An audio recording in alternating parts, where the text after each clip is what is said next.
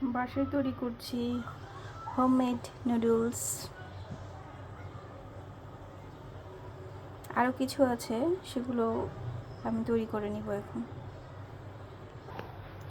এই তো সবগুলো একসাথে বানিয়ে নেওয়া হয়ে গেছে।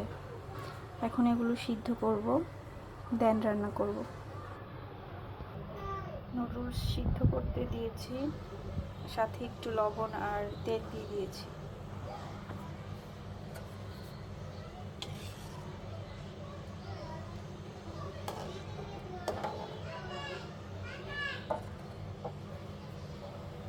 এই তো সিদ্ধ করার পরের অবস্থা, ভালোভাবে সিদ্ধ করে ধুয়ে নিয়েছি। এই তো রান্না করছি, দেখুন দেখতে কতটা ইয়াম্মি হয়েছে।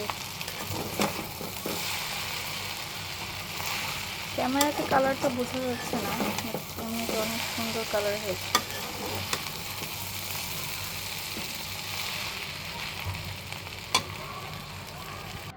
এই তো আমার নুডলসের ফিনিশিং লুক। দেখুন, ঘরে থাকা অল্প কিছু উপকরণ দিয়ে, আমার ঘরে যা ছিল আমি তা দিয়ে বানিয়ে ফেলেছি চমৎকার, লোভনীয়, মজাদার হোমমেড নুডলস।